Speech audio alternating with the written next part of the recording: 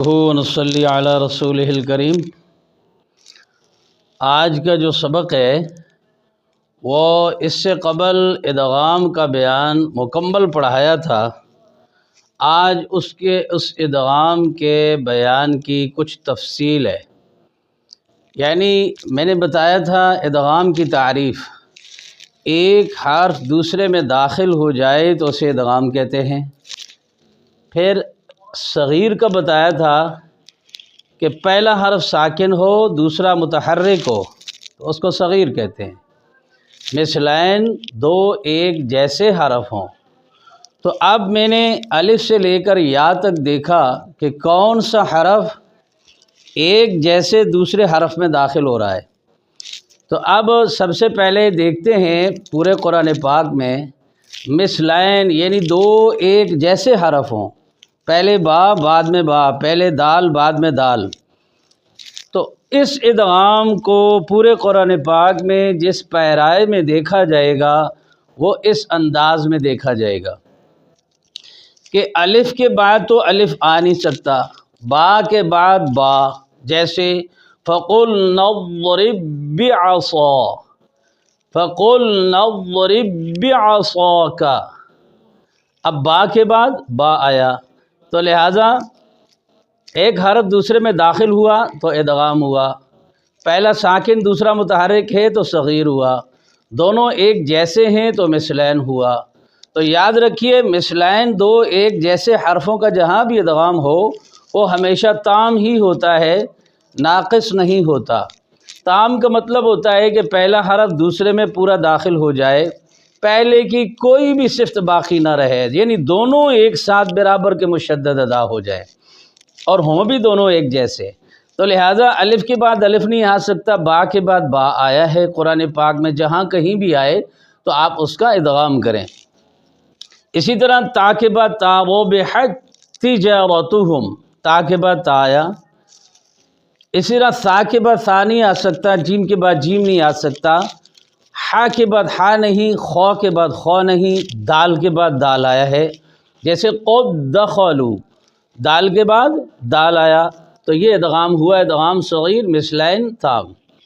इसी तरह दाल के बाद दाल, दो एक जैसे हरफ आए हैं तो ये बना इज़्ज़हबा, इज़्ज़हबा, यानी दोनों दाल एक साथ मुशद्दद अदा हुई है।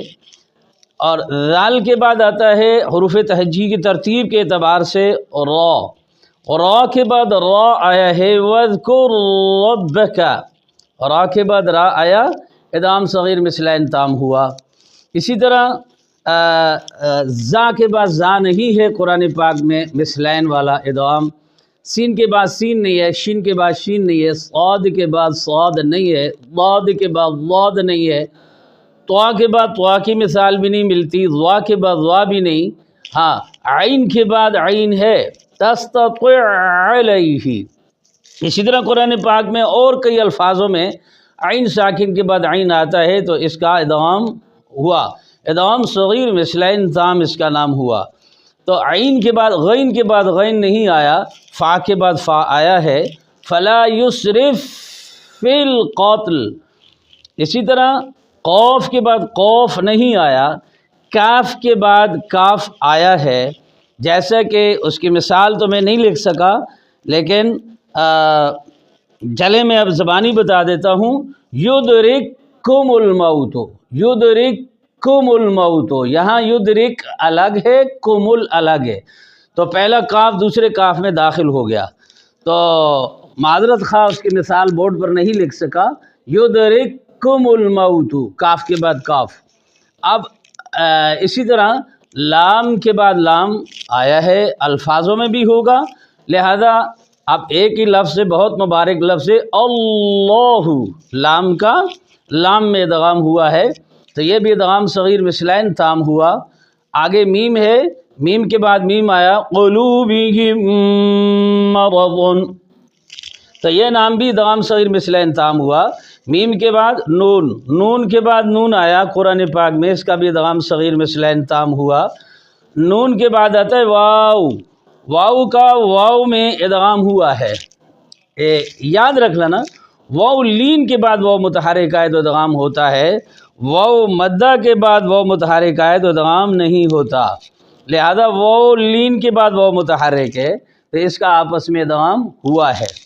اب ذہنی ترتیب میں تو الفاظ ہیں، لکھنے میں تھوڑی غلطی ہو گئی، اس کے بعد واو کے بعد ہا ہے تو ہا کا ہا میں ادغام ہوا ہے، جیسے یوجہ، ہا ساکن کے بعد ہا متحرک ہے تو اس کا ادغام بھی ہوا ہے۔ اسی طرح مالیہ لکا، ہا کا ہا میں ادغام کریں تو ادغام صغیر مثلین تام ہوا۔ اب واو کے بعد ہا کے بعد حمزہ کے بعد حمزہ آ جائے تو ادغام نہیں ہوا۔ بیدیا، یا کے بعد یا، الگ طور پر یا لین کے بعد یا متحرک آیا قرآن پاک میں ایسی مثال نہیں ملتی، تو اکٹھی مثال بیدیا یا مشدد ہے، یہ اصل میں تھا بیدیا، یعنی پہلے یا لین تھی دوسری یا متحرک، دونوں ایک ساتھ مشدد، تو یہاں یا ایک رسم الخط میں موجود ہے مشدد، تو یا لین کے بعد یا متحرک کی اکٹھی مثال تو موجود ہے مگر الگ الگ پورے قرآن پاک میں نہیں ہے، لہٰذا یہاں دو مثالیں نہیں لکھی گئیں، یدرککم الموت اور ادھر آتا ہے یوجہ، آپ اپنے ذہنوں میں رکھ لیں تو پورے حروف تہجی کے اعتبار سے میں نے تمام مثالیں آپ کو بتا دیں کہ ایک جیسے دو حرفوں کا آپس میں کہاں کہاں ادغام ہوتا ہے، یہ یاد رکھ لینا دماغ میں کہ ایک جیسے دو حرف ہوں، یہ نہیں ہے کہ کوئی اور الگ الگ حرف ہوں، ان کی مشق بعد میں ہوگی انشاءاللہ۔ تو کون سے ایسے دو ایک جیسے حرف ہیں جہاں ادغام نہیں ہوتا، اسے موانع مثلین کہتے ہیں۔ واو مدہ کے بعد واو متحرک آ جائے جیسے قالو وہم، اسی طرح اصبروا وصابروا، اور اسی طرح اگر پہلے کلمہ پر الٹی پیش ہو تو وہ بھی واو مدہ کہلاتی ہے، اس کے بعد اگر واو متحرک ہو تو ان کا بھی آپس میں ادغام نہیں ہوگا۔